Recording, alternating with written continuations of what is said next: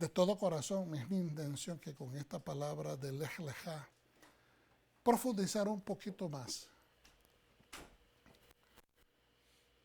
en lo que es la fe y qué implica tener fe, qué implica el sacrificio de ejercitar fe. Porque muchas personas hoy en día, hermanos, verdaderamente piensan que tener fe es equivalente a no sacrificios, a no trabajar, a no hacer avodá. Y cuando digo trabajar, no lo estoy poniendo desde el punto de vista simplemente secular, pero es también la parte secular. Trabajar para poder llegar a una meta, dar avodá a Dios, que es la parte espiritual, servicio a Dios, para que podamos llegar y cumplir lo que Él nos ha encomendado. Hay una especie de esfuerzo, hay una especie de involucramiento o envolvimiento, como usted quiere utilizar el término, pero también está la parte de una espera en paciencia, porque todos estos son componentes intrínsecos y necesarios para poder llevar a cabo la fe. La fe no se puede dar sin que esto tome lugar. La fe no es algo que surge como materia de magia. Y tenemos que ser cuidadosos en llegar a una madurez espiritual que nos permita ver que no somos llamados a una Torah pasiva, a una instrucción. La mayor parte de la gente, como lo hemos aprendido, cuando dicen Torah, inmediatamente equivalente ley. Y hay la misma naturaleza humana nos deja saber cuando hay una problemática con la ley. Porque tan pronto se menciona ley, hay algo por dentro que la gente rechaza.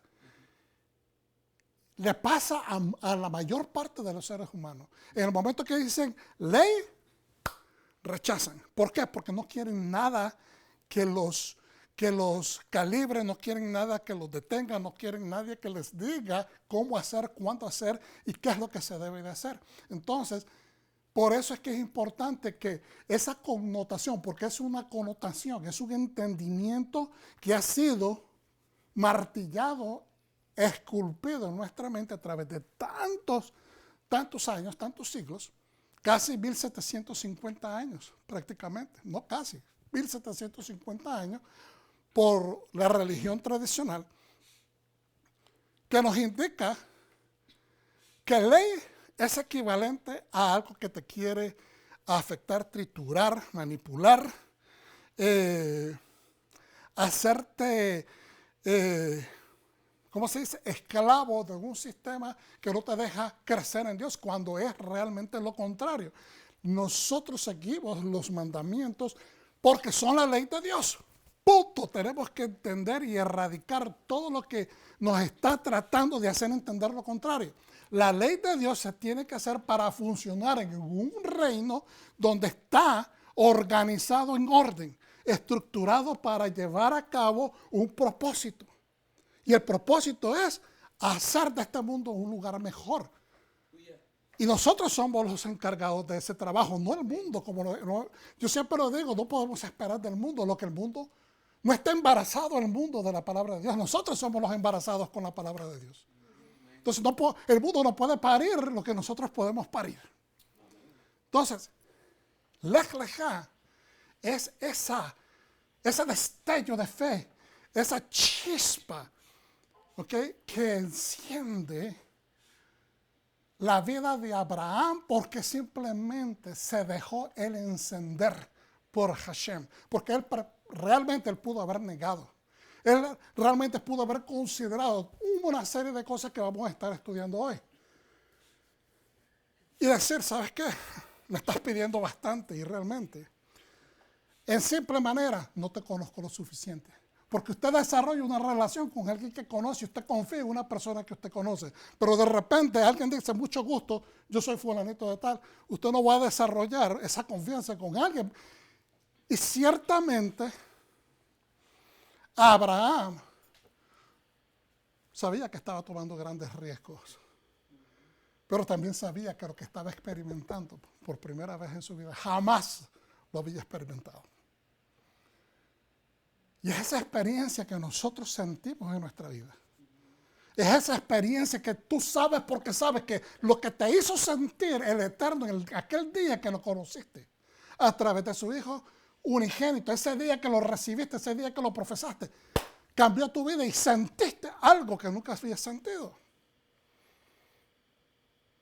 Por eso es que la fe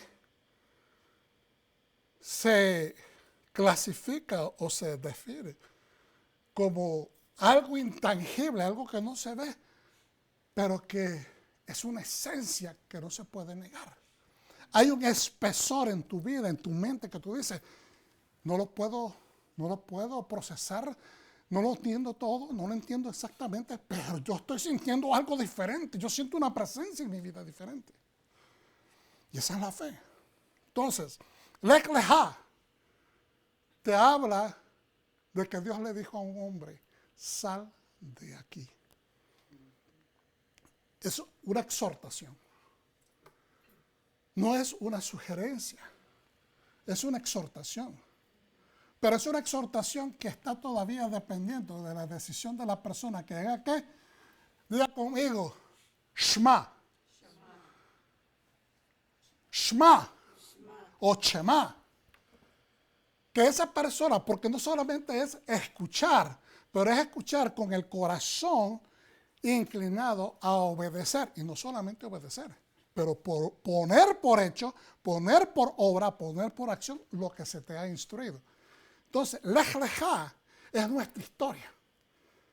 Es la historia de Abraham, es la historia del pueblo de Israel, del pueblo de Abraham, de Isaac, de Jacob, de todo el pueblo de Israel. Pero como hemos sido injertados, pues nosotros también tomamos parte en esta Torah. Y es para eso que hoy Dios nos ha reunido, para que estudiemos Lech Lechá, sal de aquí, Génesis 12, 1 al 17, 27. En los profetas Isaías 40, 27 al 41, 16.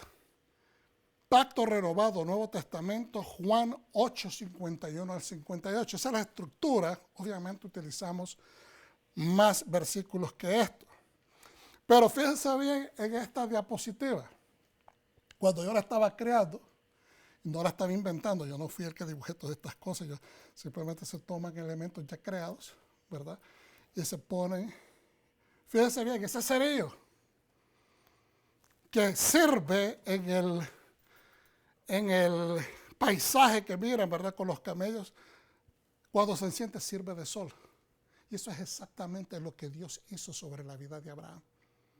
Fue como que encendió un cerillo que le sirvió de luz para su vida. Una luz que se mantuvo incandescente, encendida, hasta que él llegó a Harán. De Harán pasó a Canaán y en Canaán se desarrolló.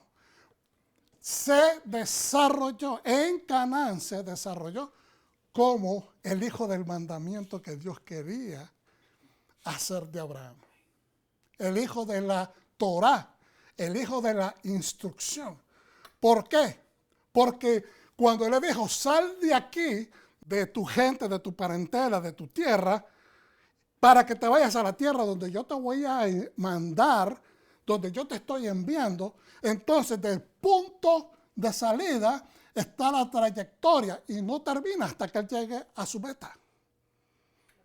¿Estamos entendiendo? El mandato fue, sal de acá, pero hay un propósito, hay una meta, hay una, ¿cómo se dice? Una dirección que él tiene que cumplir. Mientras esa dirección no se cumple, él no ha llegado. Él no ha cumplido el mandato.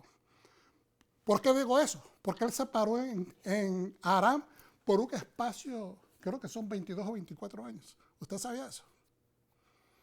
Cuando él sale de Ur, sale para Harán. Yo lo he mencionado en otras enseñanzas, pero es importante que entendamos este punto. Porque él salió de Ur con toda su familia, con su padre, con Lot, con su esposa obviamente, y llegaron hasta Harán. y ahí se pararon por un espacio de 20 y tantos años. A veces, decisiones que tomamos te pueden atrasar. La meta que Dios quiere cumplir en tu vida por decisiones que nosotros hacemos que van contrarias a la instrucción original. Sal de tu tierra, sal de tu gente o parentela y sal de la casa de tu padre. Pero en ese propósito quizás podríamos juzgarlo. Y cuando digo la palabra juzgar no es que estoy acusando, sino que podríamos tomar juicio o entendimiento de la situación. Que él iba a hacer esto en un proceso, porque él pudo haber pensado, ¿sabes qué? Yo no puedo dejar a mi padre, que ya está viejo, solo. Yo soy el hijo mayor. Mi hermano Arán murió. Y ahora yo tengo que ir a la tierra de Arán, ¿ok? Donde vivía mi hermano y quedarme ahí y dejarlo ahí con la parentela para que lo cuiden. Un ejemplo.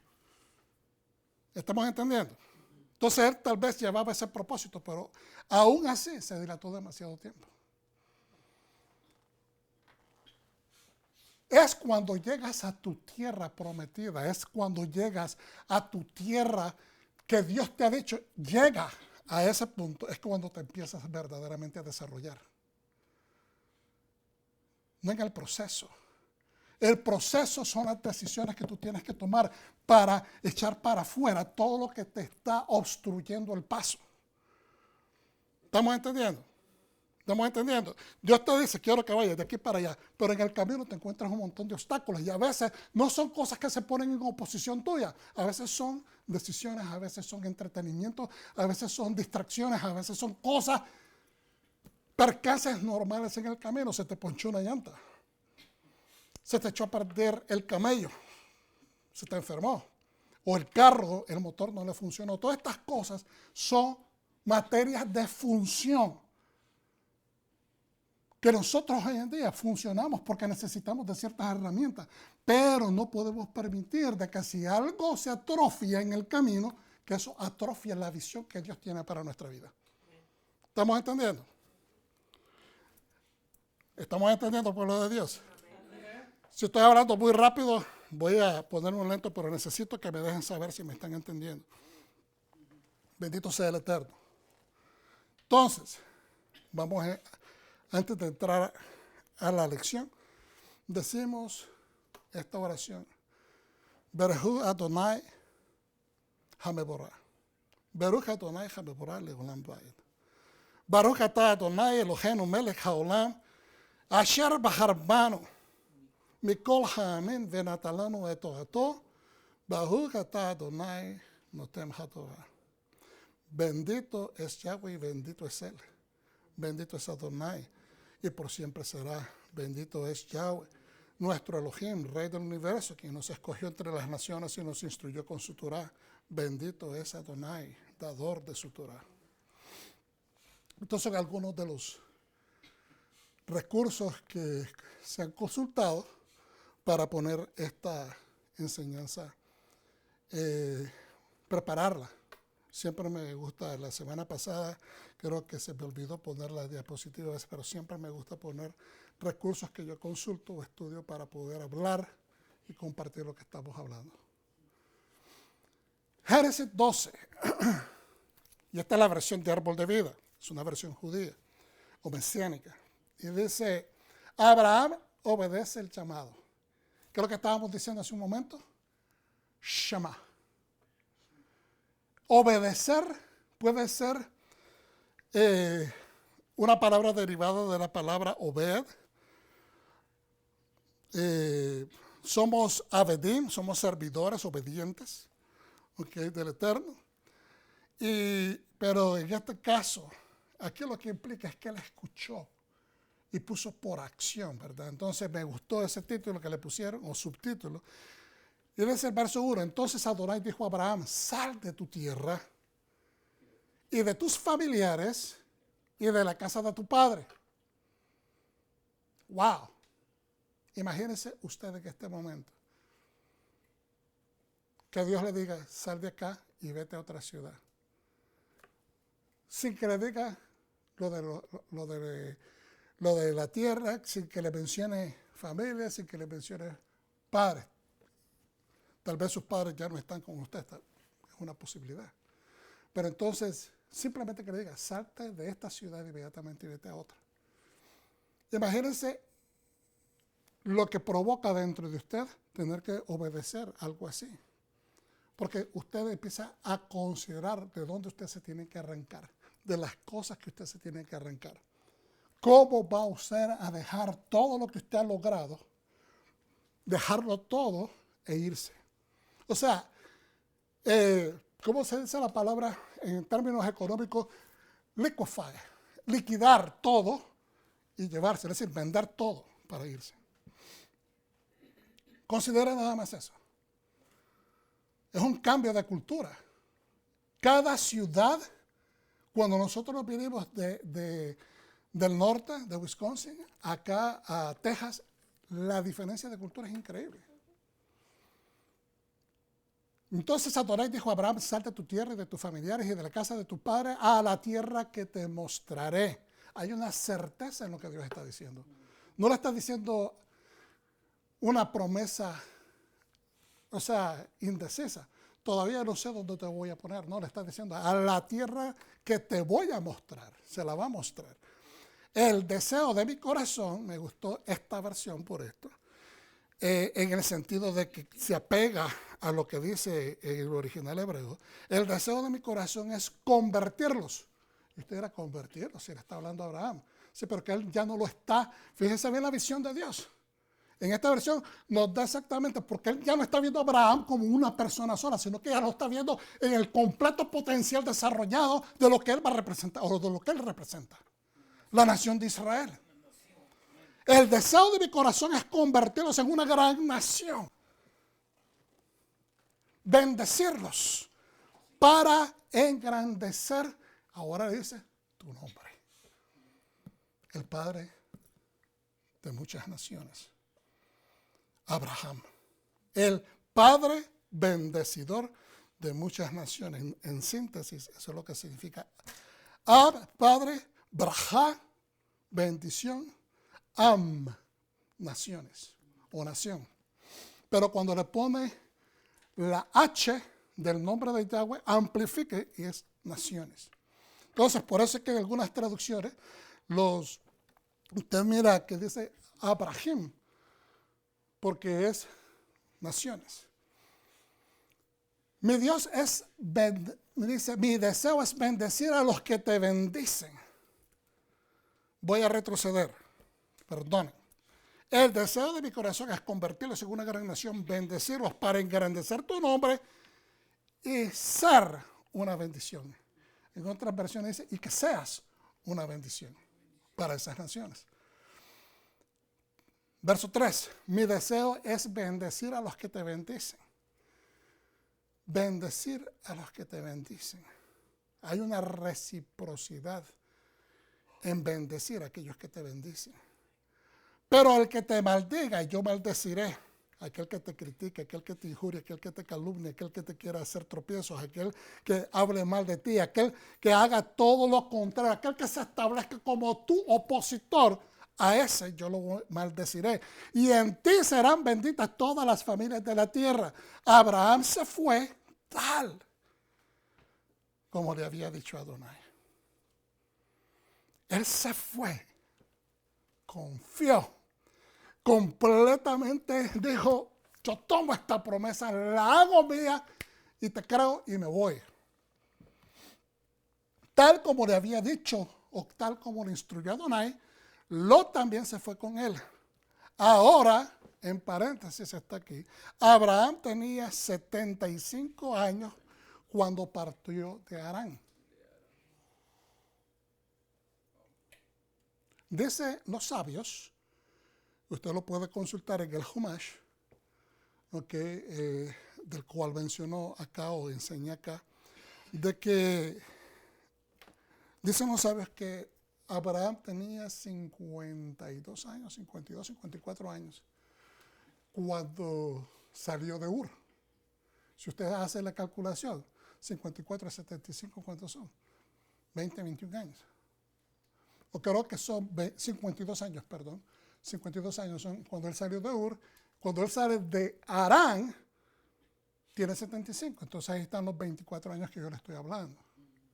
Se dilató para seguir su trayectoria, seguir su camino. Entonces, ¿de qué estamos hablando entonces? Cuando yo les mencioné a ustedes, considere que Dios en este momento le diga a usted, sabe que deja el Metroplex y vete, digamos, a Las Vegas. Pero, Señor, a Las Vegas es una ciudad donde hay pecado, ¿por qué me estás mandando para ahí? Y usted dirá, ¿por qué utilizo ese ejemplo? Hermanos, Canaán estaba poblado por tribus que eran paganas y hacían abominaciones ante la presencia de Dios. En otras palabras, era el sector Las Vegas. Era el sector donde el pecado, digamos, se anunciaba. Donde el pecado, la prostitución, la desnudez y todas esas cosas te pasan las tarjetas por la calle cuando vas caminando. ¿Estamos entendiendo? Pues eso es prácticamente, y no estoy, para aquellos que viven en Las Vegas, no estoy hablando mal de Las Vegas en ese sentido, pero hay pecado ahí. Como lo hay pecado en todas partes, pero es ahí donde se permite mucho este tipo o estilo de vida. Es una realidad, yo no estoy hablando mal ni estoy aumentando. Entonces, desde el punto de vista moral de lo que nos habla de la Biblia, es algo que no es nuevo para la humanidad. Y si Dios te manda para un lugar así, no está fuera, Él no está anacrónico, es que tal vez te quiero utilizar para que tú establezcas la diferencia en medio de una situación pecaminosa. A veces decimos, Señor, queremos condicionar o acondicionar a Dios que Él se apegue a nuestras exigencias o nuestras comodidades, pero Dios quiere que tú siembres una diferencia. ¿Cómo? Descubriendo al Abraham que está dentro de ti. Descubriendo a esa persona, porque te tienes que desarrollar de primas a primera. Dios no te va a dar una carga mucho más pesada de la que puedes llevar. Él te quiere desarrollar, pero en el proceso de desarrollarte tienes que pasar las pruebas, como la pastora nos estuvo compartiendo antes que yo empezara, sobre las 10 pruebas de Abraham. Tenemos que pasar pruebas. Tenemos que pasar esfuerzos. Tenemos que descubrirnos a nosotros mismos. Y descubrirnos a nosotros mismos es volver a nacer. Descubrirnos a nosotros mismos es como volver a nacer. Porque te estás descubriendo en una etapa, en un tipo de personalidad, en una capacitación donde nunca te habías imaginado. Donde nunca lo pensaste, nunca lo consideraste, nunca lo viste. Pero Dios lo estaba viendo porque Él lo puso desde el principio de tu creación. Él lo puso dentro de ti. Lo que pasa es que ahora lo tienes que descubrir y empezar a echarle agua a esa semilla que ya está dentro de ti para que crezca y dé fruto. Pero tenemos que descubrirlos. Los maestros judíos dicen de esta manera, los rabinos, dice, nosotros somos como una cebolla. Tenemos kipot, capas. Cuando usted va a pelar una cebolla, le tiene que quitar la hoja floja que está afuera. Y después está la siguiente, que es un poquito más apegada. Entonces agarra el cuchillo, usted le hace para poder abrir y le saca una. Y a veces tiene que sacar por lo menos una capa más de la blanca, porque a veces hasta debajo de esa kipot o de esa etapa hay suciedad dentro de la cebolla. Entonces a veces tiene que pelarla un poquito más adentro de la capa blanca. Y ahí vamos nosotros. ¿Qué quiere decir? Que para que lleguemos a la carne de tu espiritualidad, para que llegues a la profundidad de tu espiritualidad, tienes que quitarte esas capas. Y Dios no quiere hacerte el favor todo el tiempo, porque si no te vas a mal acostumbrar. Y lo que Él quiere es que te descubras y empieces a caminar, quitándote las capas, quitándote los pesos, quitándote lo que te impide verlo a Él por lo que Él es. Porque el ser humano está propenso a ver su condición de limitación todo el tiempo. Estamos propensos, estamos enseñados a que no podemos. De que necesitamos siempre una ayuda extra. Que necesitamos a alguien, necesitamos a un team. No estoy diciendo que no son necesarios los teams, no estoy diciendo que no aceptas ayuda, yo no estoy diciendo que somos el llanero solitario. No. Estoy refiriendo que a veces en la vida Dios quiere demostrarte que Él es suficiente para ti. Y si nosotros estamos todo el tiempo dependiendo de alguien más, nunca vas a reconocer quién es Él en tu vida, lo que Él representa para ti. Hay momentos que tenemos que caminarlos solos. Hay ciertos momentos donde tenemos que caminar solos. Dicen amén, hermanos. Amén. Quiero un amén más animado. ¿Cierto o no? Hay momentos que la misma palabra te dice, fíjense bien, en el momento de la necesidad dice en Proverbios, no vayas donde tu hermano de sangre, sino que a veces el amigo o el vecino es la mejor ayuda. Porque a veces la familia no es tan disponible para darte la mano. A veces los amigos, a veces los hermanos en la fe son más dispuestos. Mire, le voy a decir algo, el mismo Yeshua nos dice esto. A veces los hijos del mundo son más sagaces que los hijos de la fe. Porque la gente del mundo se ayuda entre sí. Eso es verdad. Y a veces la gente dentro de la fe ponen peros para todo. Y es que me habla el Señor. Y alguien compartió en el Facebook que me gustó mucho. Que dice, estoy esperando que Dios me hable para hacer tal cosa, para ayudar o para hacer tal cosa. Que Dios me hable para ver si está en su voluntad. Eso es, que Dios me hable para estar en su voluntad. Bueno, si tienes la Biblia, aquí está su voluntad ya. Lo que tienes es que buscarla y ponerla por acción. Él te dice si lo que estás pretendiendo hacer en este momento es correcto. Entonces, todo lo que estoy hablando tiene que ver con un desarrollo de lo que se llama identidad. En esta diapositiva nos habla de un pasaporte. En esta diapositiva tenemos 3 identificaciones, un pasaporte americano, un pasaporte israelita y una identificación tipo pasaporte español.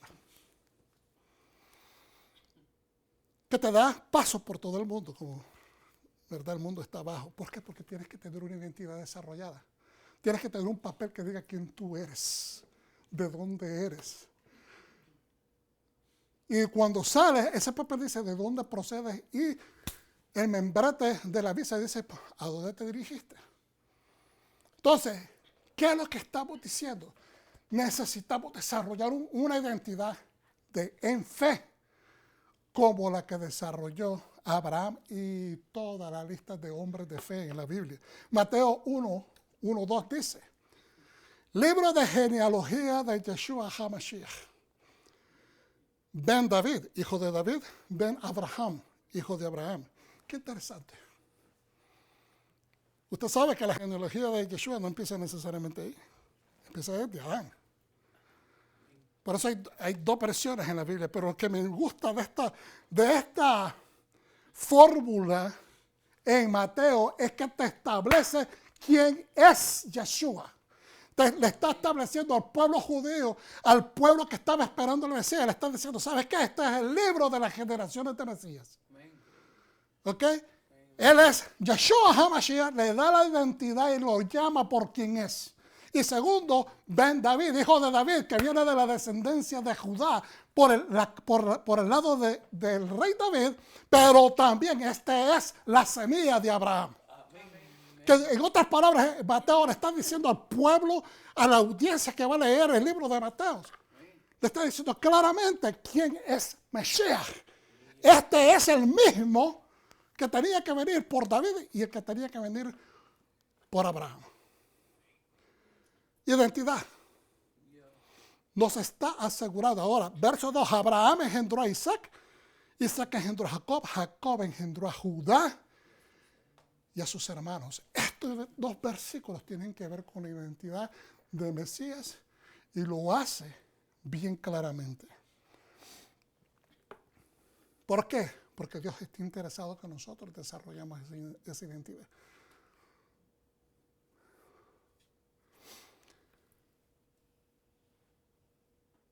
Ahora vamos a hacer unos comentarios. Esto lo tomé de un rabino, Pinhas Abruch, de un artículo que él publicó en el 2020.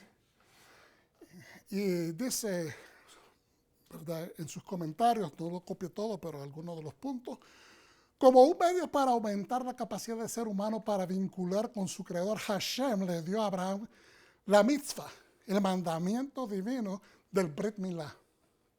Es una de las pruebas de Abraham, tenerse que hacer la circuncisión.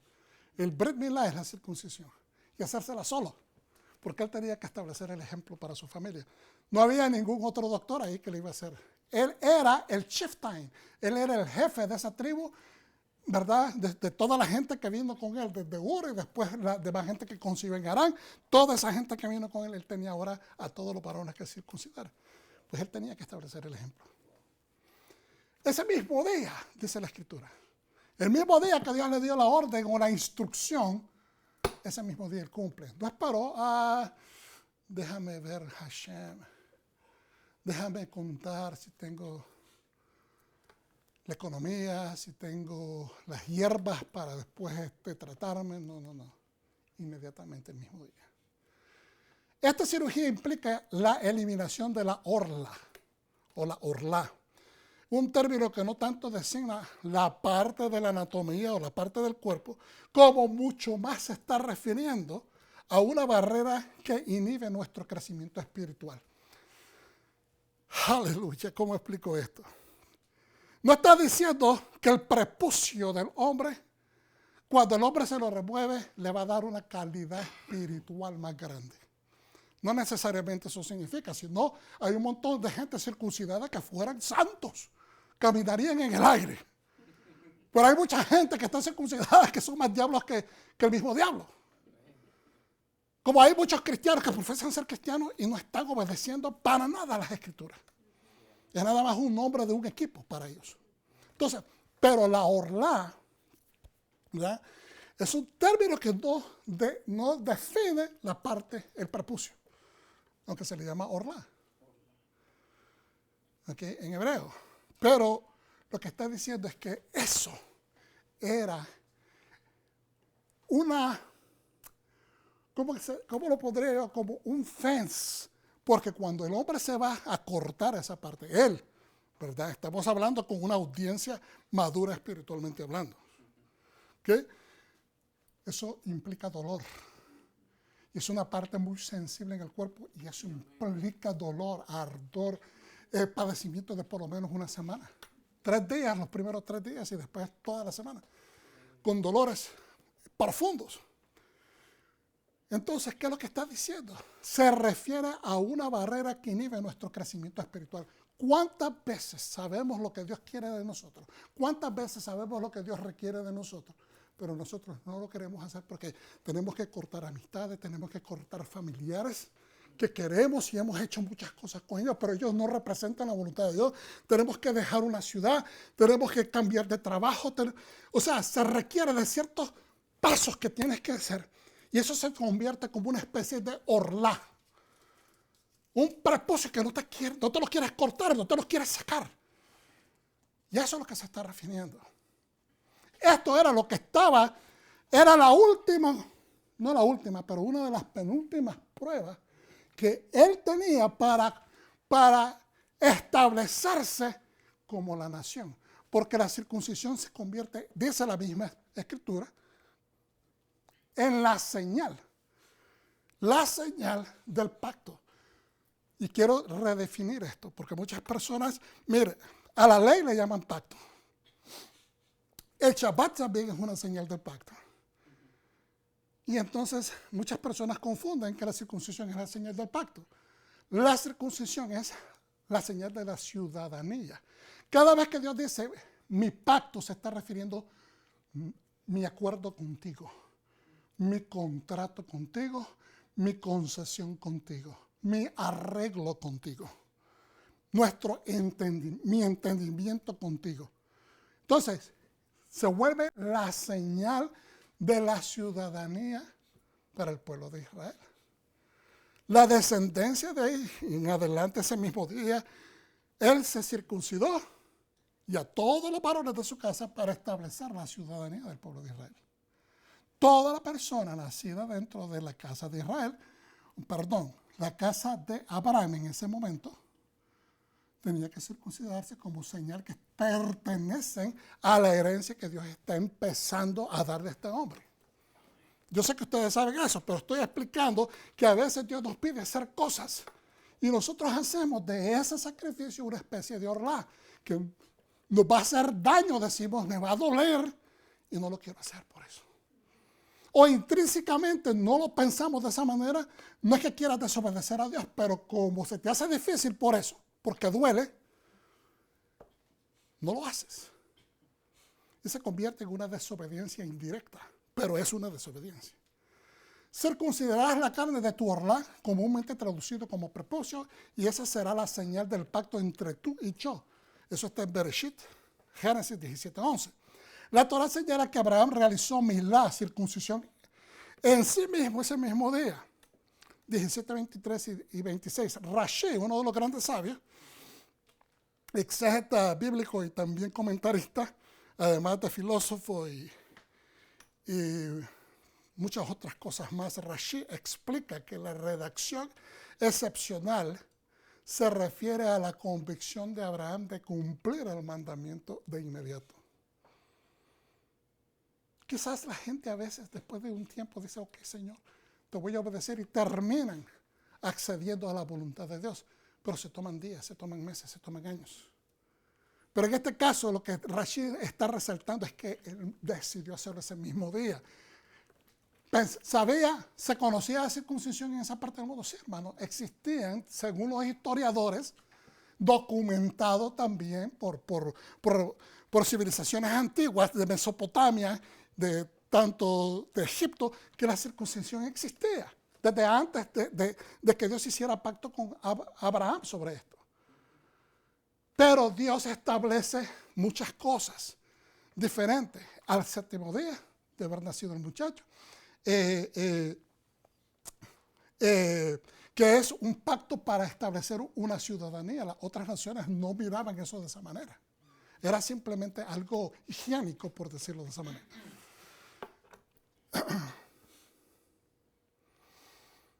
Una hora más tarde habría permitido a sus enemigos y a otros contrarios de su época afirmar, si lo hubiéramos visto, le habríamos impedido cumplir la voluntad divina. Esto es un comentario de Rashi, pero déjenme poner una perspectiva sobre esto. Si él se dilata y empieza a pensar y después se lo comenta a otra persona, ¿sabes qué? Dios me pidió hacer esto. Y entonces inmediatamente las personas que son más incrédulas que uno vienen y dicen, ¿sabes qué? No vas a poder, mejor no lo hagas, te va a doler.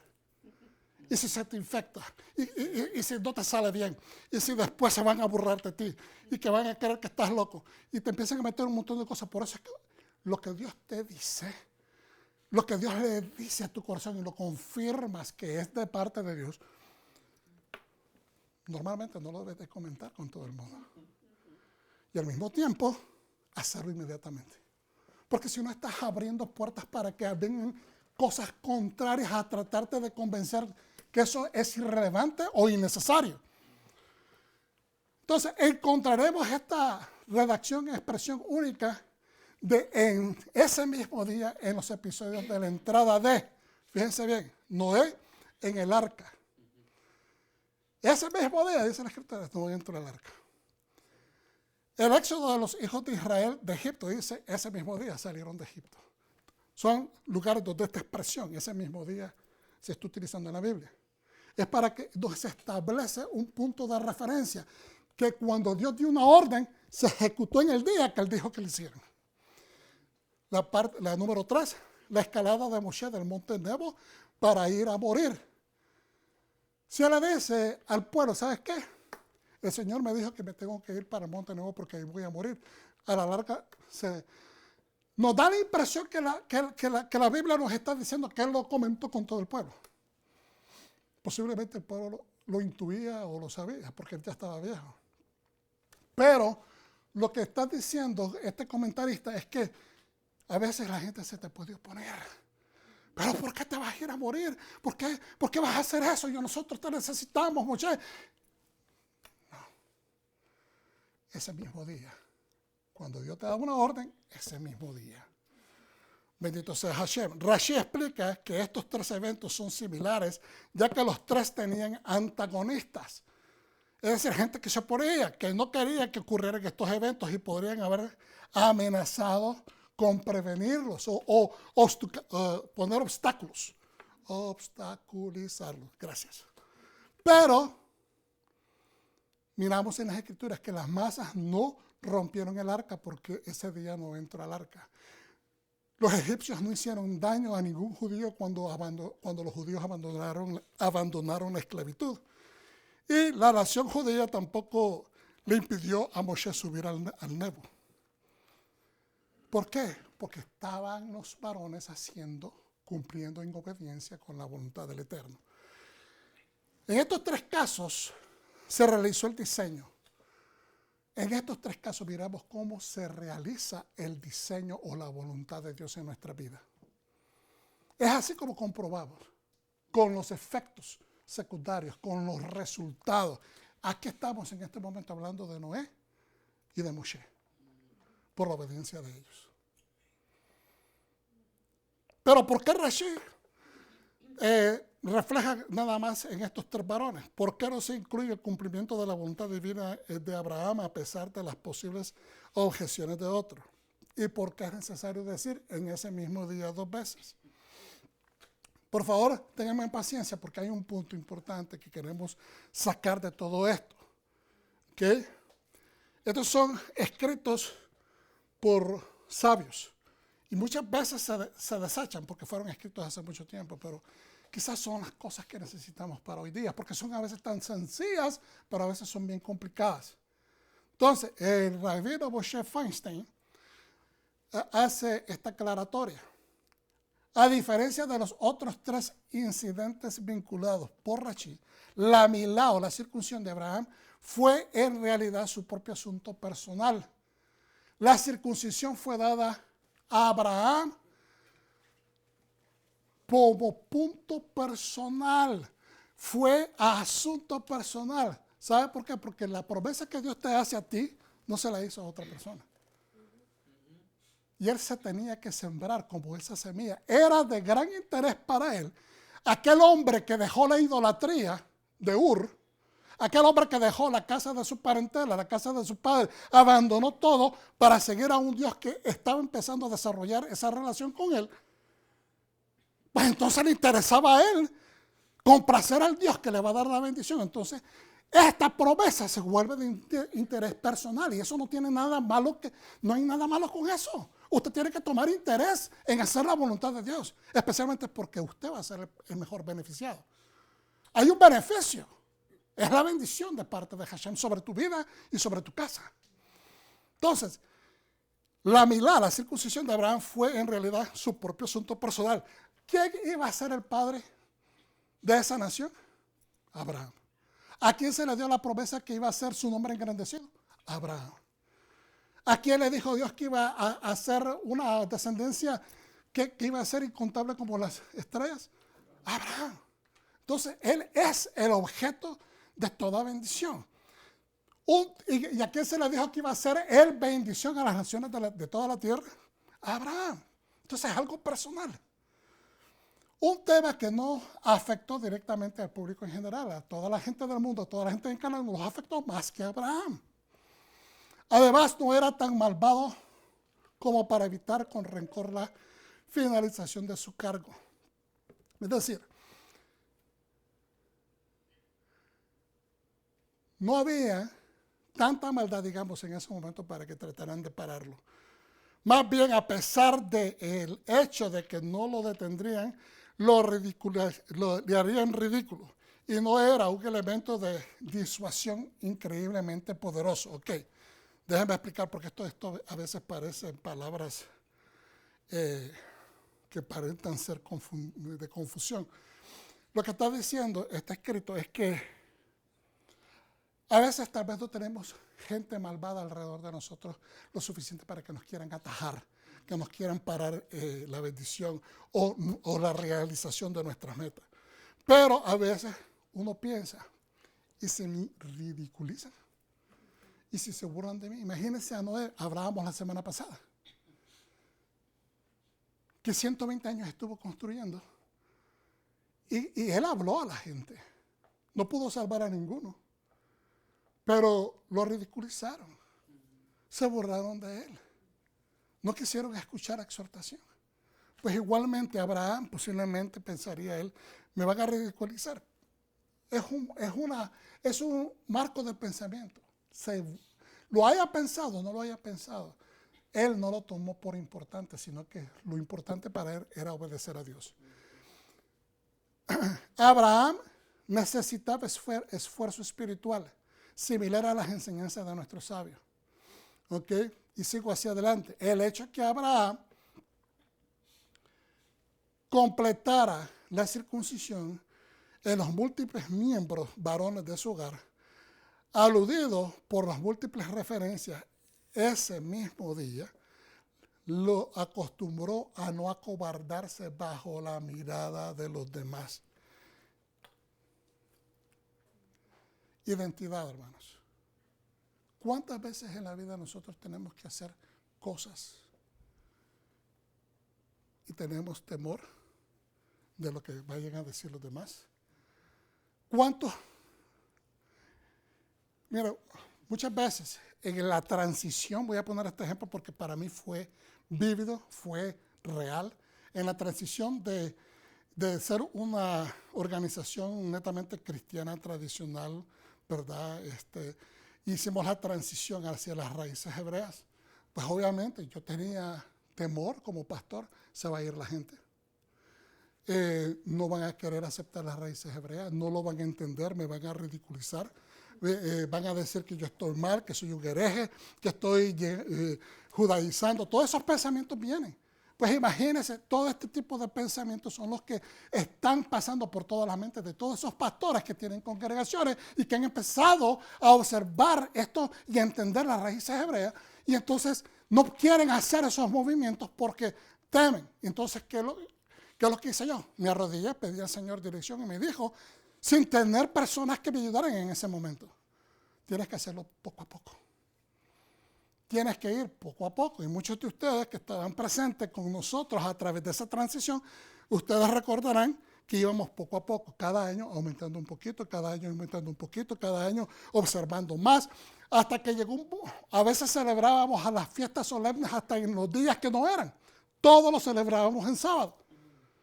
Pero llegó un momento que dijimos, después de unos 2 años, dijimos, este próximo año, es el 3er año que lo celebramos, lo vamos a hacer en el día que es. Como dice la Torah. Entonces, ese tipo de cosas llevan una transición. Eso es lo que se llama el desarrollo de nuestra identidad. No se puede construir todo en un día. Si hay una exhortación que yo quiero que tome usted, es que cuando Dios te pide que haga algo, no es que lo hagas solamente inmediato. La decisión de empezarlo a hacer es en ese momento. La decisión de empezarlo a hacer es en ese momento. No significa que lo vas a culminar en ese mismo día, pero que empieces. Y el desarrollo de esa identidad empieza a tomar efecto. Sale de estar inerte, sale de estar sin moverse y empieza a obtener vida. Empieza a obtener vida. Entonces, acostumbrarnos a hacer la voluntad de Dios, no importa quién vea, no importa quién critique, no importa quién te ataque, no importa si te dice que eres buen maestro o no eres buen maestro, porque ese era otro miedo. Después que había pasado una transición, yo no quería salir todo porque quería quitarme toda la nomenclatura, las tradiciones, las palabras, la manera de expresarse tradicional, porque yo quería adoptar una nueva lengua. Entonces no quería salir por 2 años me ausenté de las redes sociales. Porque quería afirmarme. No era por miedo, tenía temor, sí. Pero no era un miedo destructivo, era simplemente que quería hacer las cosas bien. Porque no quería estar alimentando al pueblo con cosas viejas. Cuando había una necesidad de empezar a dar lo nuevo. Entonces, acostumbrarnos a hacer la voluntad de Dios, aún bajo las miradas de los demás. El conocimiento de Dios nos ha dado las mitzvot como un regalo con el que forjamos nuestra conexión con Él.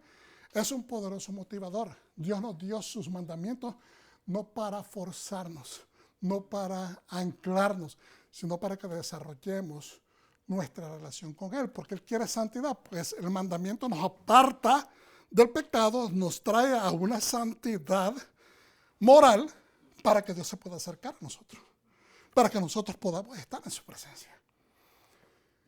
Obviamente Yeshua, nuestro Mesías, es el que nos acerca, pero aunque nosotros tengamos a Mesías y insistimos en estar en faltas, pues seguimos estableciendo un margen de lejanía con el Eterno. Él es santo.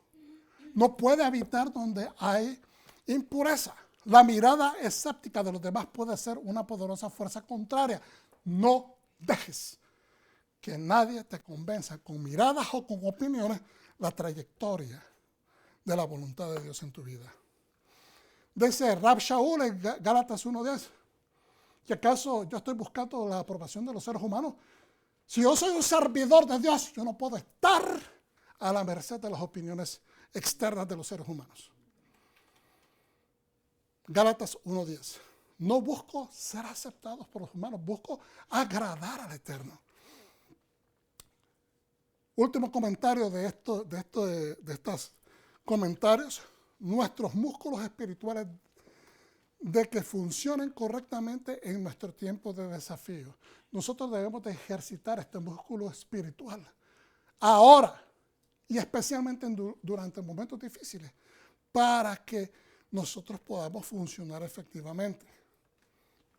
Ya vamos a empezar a terminar, hermanos. La preexistencia de Mesías, dice en Juan 8, 52, 58. Respondieron entonces los judíos o los judeños, porque esta traducción tradicional dice judíos y eso automáticamente pone al Mesías peleando contra su propio pueblo. Acuérdense que todos los de Judá, toda la gente que vive en Judá, no eran todos de raza judía o de herencia judía. Entonces a las personas que viven en Judá, ¿cómo se les debe llamar? Judeanos o judeños. Pero no todos los judeños son judíos. O no toda la judería, como lo dicen en España, en Judá eran judíos. Sino que hay gente de otras naciones que habitan en Judá, por eso es que son, ¿verdad?, judeños o judeanos. Aldeanos de Judá, habitantes de Judá. Entonces, respondieron entonces los judeños y le dijeron, ¿no decimos bien nosotros que tú eres samaritano y que tienes demonios? ¿Qué le están diciendo? Le están distorsionando la identidad al Mesías. Le están diciendo, tú no eres judío, tú eres samaritano. ¿Quién es samaritano? La capital, Samaria es la capital del reino del norte. Los que pecaron desobedeciendo la voluntad de Dios. Por eso es que fueron llevados al exilio, ¿verdad?, por Asiria. Fueron llevados esclavos. Las 10 tribus del norte, o Efraín, o Israel, capital Samaria, por su desobediencia fueron sacados, llevados fuera. Dios se los anticipó y se los dijo. Entonces le están diciendo, tú eres samaritano y estás lleno de demonios. Tú eres un pecador que está lleno de demonios. Eso es lo que le están diciendo. En el contexto cultural, no estoy diciendo que toda la gente en Samaria era de esa condición. Pero era el contexto cultural y era ofensivo, distorsionando la identidad de Yeshua. Respondió Yeshua, yo no tengo demonio. Antes honro a mi Padre y vosotros me deshonráis. ¿En qué momento los que lo están acusando le dijeron, tú deshonras a mi Padre? No, pero el contexto cultural lo está desarrollando, lo estamos viendo, que eso lo explica Yeshua, porque eso es lo que lo están acusando, de que él es un pecador. Entonces le dice, respondió Yeshua, yo no tengo demonio. Antes bien, honro a mi Padre y vosotros son los que me están deshonrando. Me están juzgando. Me están diciendo que yo soy un pecador cuando yo no lo soy. Pero yo no busco mi gloria. Hay quien la busca y juzga. Cada vez que hay una persona que te quiere desvincular de tu propósito, te empieza a atacar. Te empieza a atacar de identidad. Porque lo que quiere es desvirtuarte.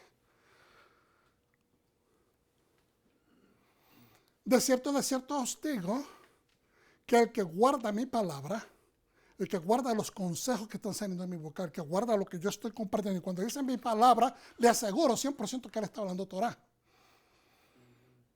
Nunca verá muerte. De cierto os digo que el que guarda mi palabra nunca verá muerte. Entonces los judeños o los de Judá le dijeron, ahora conocemos que tienes demonio. Ahora sí confirmaste que tienes demonio. Abraham murió y los profetas también. Y tú dices, el que guarda mi palabra nunca sufrirá muerte. ¿Eres tú acaso mayor que nuestro padre Abraham, el cual también murió? Fíjense las palabras que le dicen en esta traducción. Y los profetas también murieron. ¿Quién te haces a ti mismo? ¿Quién te crees tú que eres? O como diríamos en Centroamérica, ¿quién crees vos que sos?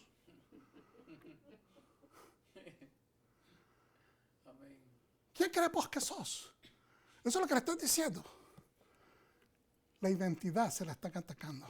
Lo quieren descalificar, que él es esa persona que ya el pueblo temeroso, el pueblo que buscaba hambriento la llegada del Mesías, que lo están siguiendo, que lo están escuchando, que se están llenando de sus enseñanzas, porque los celosos religiosos no quieren recibir al Mesías, porque ellos dicen, esto nos viene a quitar el kiosco, esto nos viene a quitar la autoridad. Respondió Yeshua, si yo me glorifico, vuelve y repite, fíjense bien, está casi utilizando las mismas palabras, porque el que se está gloriando de saberlo todo, de entenderlo todo y que ellos son mejores que él, son los que lo están acusando, los que lo están denigrando. Respondió Yeshua, si yo me glorifico a mí mismo, mi gloria nada es. Mi Padre es el que me glorifica. El que vosotros decís que es vuestro Padre, ese Padre que ustedes dicen que es su Padre, es el que a mí me glorifica. ¿En qué contexto está diciendo él? Pues todas las señales, milagros y prodigios que él está produciendo. Todo lo que él ha dado hasta ese momento es lo que prueba que el Padre lo está glorificando porque él es quien dice que él es. Pero en otras palabras, ¿y ustedes qué están haciendo? ¿Cuál es el fruto espiritual que ustedes están dando? Pero vosotros no le conocéis, mas yo le conozco. Yo tengo una relación con él. Y si dijera que no lo conozco, sería mentiroso como vosotros. Pero le conozco y guardo su palabra, que es su Torah. Abraham, vuestro padre, se gozó de que había de venir mi día. Y la vio y se gozó. Proféticamente, Abraham vio mi llegada. La deseaba ver. No la vio, pero se gozó en anticipación, sabiendo que a través de él y de la línea o de la nación que él iba a establecer, vendría el Mesías. Entonces le dijeron los judeños, aún no tiene 50 años y has visto a Abraham, burla. Burla. Cuando el enemigo no te puede desvirtuar con alegaciones que en sus pensamientos son sensatas y bien construidas, entonces inmediatamente surge la burla. ¿Por qué? Porque la burla es para ridiculizarte. Y cuando una persona se siente fuera del lugar, se siente de que la gente empieza a reírse, entonces como que uno baja la guardia. Son tácticas del enemigo. Yeshua le dijo, de cierto digo, antes que Abraham fuese, yo soy. I am that I am, yo soy quien soy. Tomaron entonces piedras para arrojárselas, pero Yeshua se escondió y salió del templo y atravesando por en medio de ellos se fue. Como no lograron disuadirlo con burla, la tercera faceta, violencia. ¿Estamos entendiendo? Es una secuencia. Violencia. Agredir físicamente a alguien. Amenazar con quitarle la vida. Segunda Timoteo 14 al 17, dice lo siguiente. Basado en lo que estamos estudiando, porque estamos hablando de fe, tú escuchaste, Shema, creíste en la palabra de Dios. Sientes que esta palabra de Dios te está dando forma, te está dando ayuda, te está dirigiendo a hacer algo, a alcanzar tus metas. Pero hay oposiciones. A veces tus pensamientos se pueden volver en las mismas oposiciones que tú estás tratando de evadir. No es que tengas a seres humanos en contra tuya, pero a veces tus inseguridades se vuelven como agentes que te quieren disuadir. Entonces, están tratando de baratar la identidad. ¿La identidad de qué? Del creyente que está en ti. De la persona parada en fe, la persona en la roca. Te tienes que ver siempre en ese contexto. Estás parado en la roca. Dios no te puso en un lugar de tierra movediza. Dios te paró en la roca. Y es una roca que es mucho más alta que tú, dice la palabra. Mira lo que le dice entonces a Timoteo Rab Shaul en sus consejos. Tú, sin embargo, continúa en lo que has aprendido y en lo que te has convencido, en lo que tienes fe, en lo que te ha persuadido, en lo que tienes convicción que es palabra de Dios. Porque sabes de quién has aprendido. No confíes en los concejales negativos, confía en las personas, los morelos, los pastores, los rabinos, las personas que te están construyendo, que te están edificando. Y obviamente estamos hablando desde la perspectiva mesiánica. Porque tener al Mesías es el plus. Tener al Mesías en tu vida es lo que marca la diferencia. Entonces, esas personas que te están edificando con una palabra bien sazonada, esas son las personas que debes de escuchar. Porque que yo sepa, los pastores no han sido llamados a burlarse, a atacar, a maltratar a las ovejas. Es más, Pedro nos habla, ¿verdad?, que no debemos de hacer eso. Y que desde la niñez dice, has conocido las Sagradas Escrituras que te pueden hacer sabio. Conoce las Sagradas Escrituras, no cualquier escritura, las Sagradas Escrituras que te pueden hacer sabio. ¿Por qué dice que te pueden? Suena como condición. Bueno, decidimos nosotros si las creemos o no. Decidimos nosotros si nos dejamos edificar por esas palabras. Te pueden hacer sabio y llevar a la salvación a través de la confianza en Mesías Yeshua. Toda la escritura es inspirada por Dios y útil para, repitan conmigo, enseñar, para redarguir, que es corregir, para restaurar y para instruir en justicia. No la justicia de los hombres, la justicia de Dios. Para que la persona que pertenece a Dios sea incapaz, que sea pusilánime, que sea, ay, como dicen en Puerto Rico, ay bendito. No. Para que la persona que pertenece a Dios sea capaz. Aleluya. Baruch Hashem. Plenamente equipada. Plenamente, es decir, no le hace falta nada. Está equipada para toda mala obra. Buena obra. Bendito sea el Eterno. No estamos llamados a hacer obras de injusticia. Entonces, hermanos, si nosotros sabemos y estamos persuadidos de quién hemos creído y de quién estamos aprendiendo, necesitamos seguir hacia adelante. Necesitamos fe del tamaño de una semilla de mostaza. Usted la está viendo ahí, una sola semillita en el vasito. Ahí tiene un semillero en un plato. Y mire qué lindo que se pone ese árbol de mostaza en ciertas partes del año. Amarillo, precioso, frondoso. Mire qué lindo ese árbol de mostaza. Ciertamente dijo las palabras de Yeshua que es el más chiquito de las hortalizas, pero llega a ser uno de los árboles más frondosos. Y mire qué hermoso ese árbol en esa carretera, que hasta le hicieron un arco que parece una puerta. Identidad, todo lo que sabemos y somos, casa de tu padre, es la herencia, lo que te pertenece. Tu afiliación tribal, familiar, es tu nombre, la autoridad que se te ha dado, el estatus que se ha establecido en tu beneficio. ¿Qué es personalidad? Son los rasgos e inflexiones de carácter, comportamientos expresados por tus habilidades naturales y calidad humana. Bondad y justicia. Resalta tus atributos, tus talentos, tus aptitudes, tus vocaciones, tus intereses. Todo eso está en tu personalidad. Y esto es nada más una síntesis de las muchas cosas que se pueden decir en cada área. Pero ¿qué es parentela?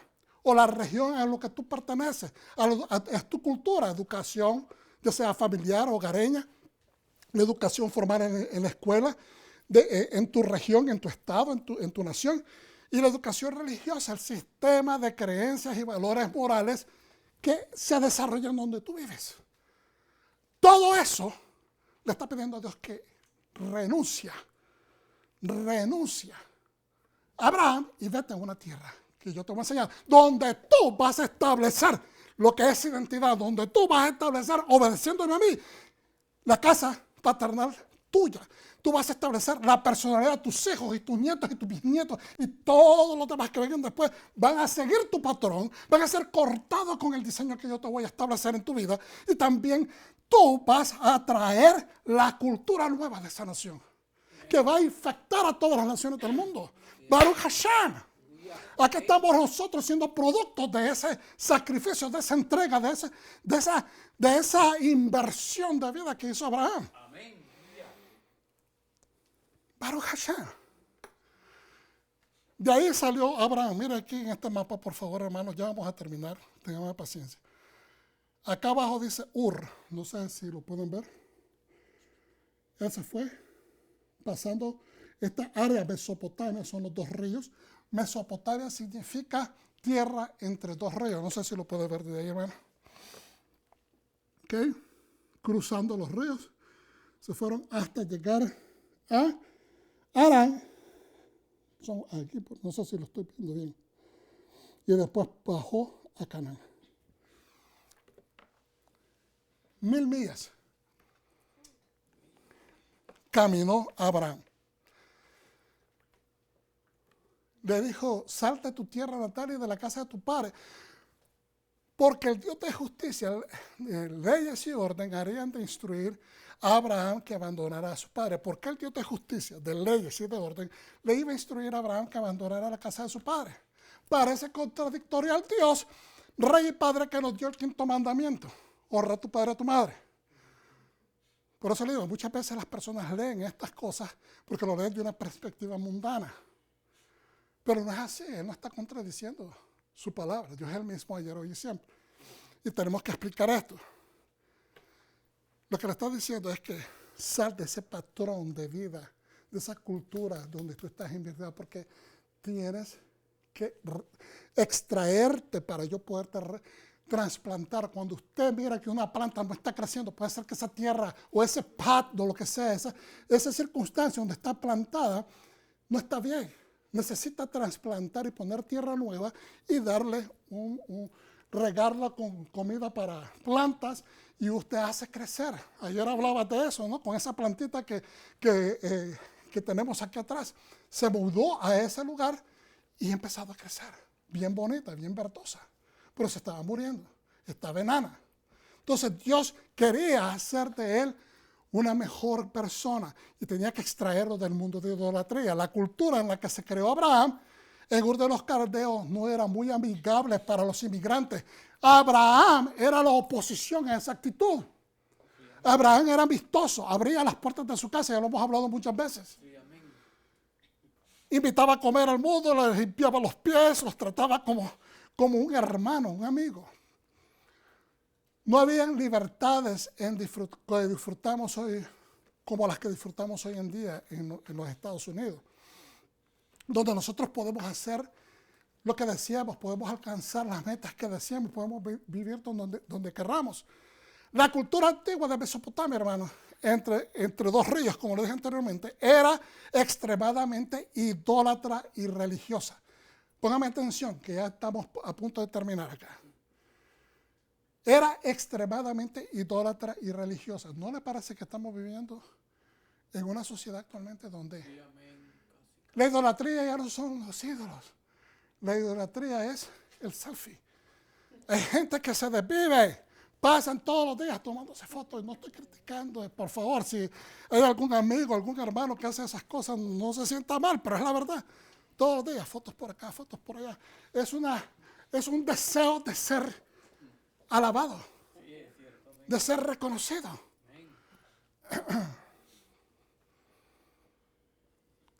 Algunos dicen mantener presencia. No quiero expandirme porque a la larga tropiezo más. Pero el punto es que la idolatría se ha convertido a un nivel muy personal. Autoidolatría. La cultura antigua de Mesopotamia, era así. Y para principios o mediados del segundo milenio, cuando nació Abraham, que yo les dije en 1948 desde la creación, y según los sabios de Israel, y de acuerdo a los eruditos académicos, dicen ellos en el 2166 antes de Cristo fue que nació Abraham. Esto es de acuerdo a la tabla de tiempo que establece la Biblia cronológica. Puse aquí Zondervan, pero eso es un equívoco. Es otra Biblia. Ahorita se me va el nombre, yo puse Zondervan, pero es equivocado eso. Ellos dicen de que el mundo se regía por estos trenes de idolatría. La cultura de Ur, por ejemplo. Pongan atención porque estos son datos históricos que a veces nosotros ignoramos. Y es importante que veamos a Abraham en el contexto cultural donde él se está desarrollando para que entendamos que él era un agente diferente. Por eso es que Dios lo escogió. La cultura de Ur estaba profundamente arraigada en la religión, las artes, los idiomas, la educación y la política, el comercio y todos los demás aspectos de la vida civil de la ciudad fueron influenciados por los cultos a ídolos locales. Habían ídolos locales. La producción de ídolos y los ingresos turísticos de los peregrinos fue una de las principales fuentes de ingresos de la ciudad. Imagínense. Si vender ídolos era la parte monetaria más grande de todo, o sea, los turistas compraban ídolos, pues el Estado lo va a defender. Se vuelve la religión del Estado. Por eso usted se pregunta, ¿por qué es que no paran tantas sinvergüenzadas que están enseñando en la televisión? Porque están pagando dinero. Porque es una inversión económica, porque es una ganancia para muchos. La producción de ídolos era eso. Por ser contingente económico, la idolatría o religión se proliferaba y era defendida por el Estado. Desde esta perspectiva, hermanos, abandonar el país, ponga atención ahora, porque aquí está esto, tremendo.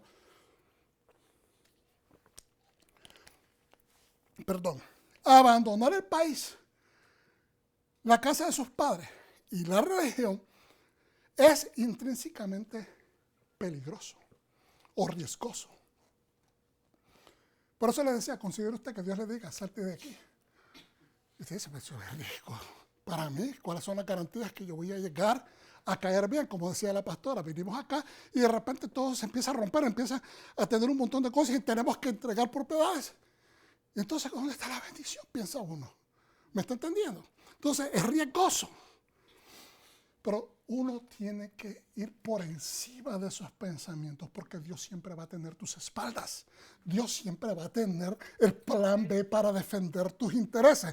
Por supuesto, Abraham no dejó a Ur y a Harán como un padre nómada solitario.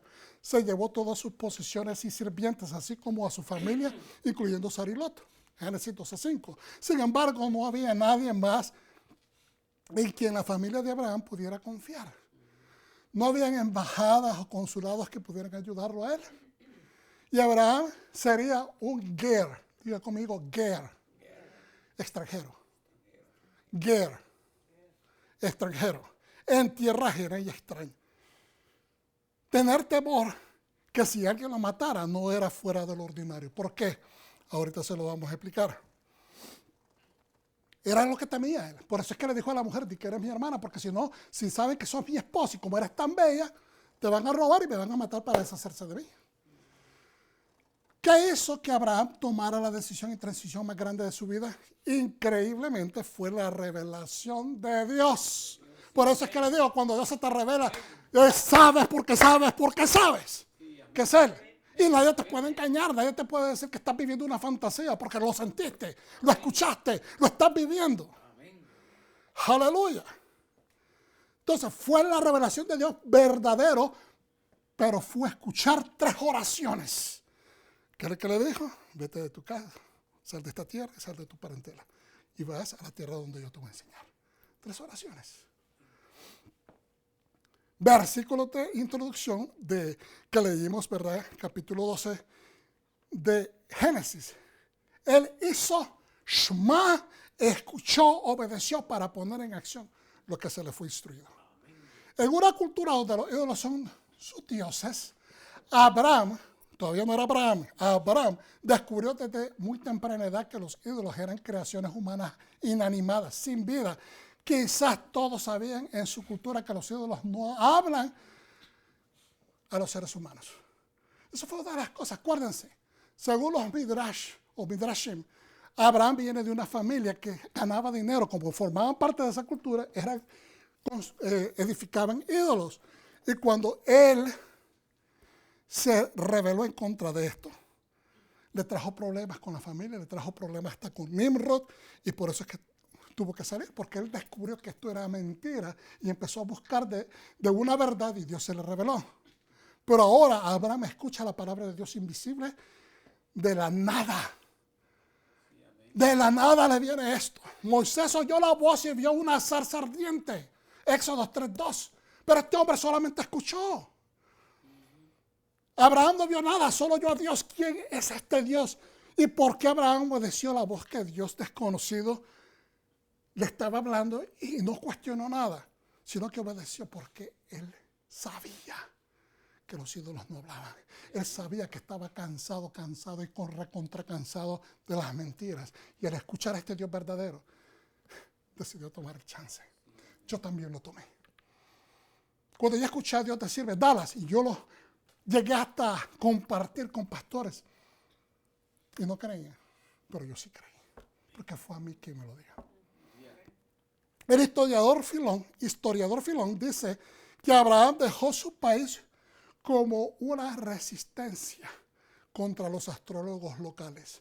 Porque acuérdense, los astrólogos eran los religiosos, los idólatras. Ellos eran los que imponían las leyes de la religión. ¿Ok? Porque miraban los astros y ellos eran los que establecían y le daban la información al rey.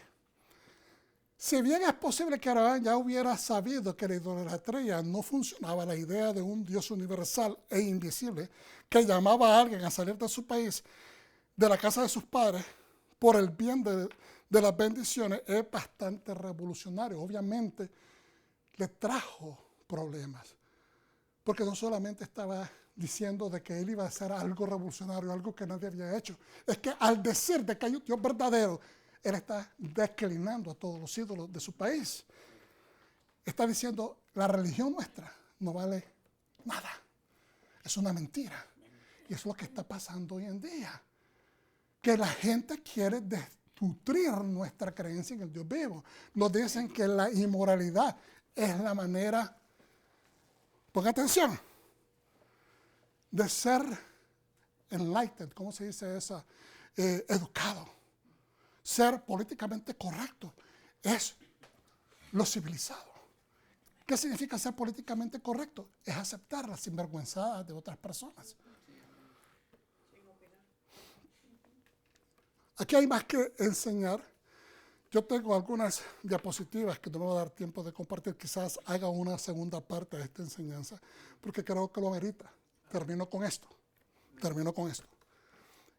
Isaías 41, 1 al 6 dice, escuchadme costas y esfuércense los pueblos.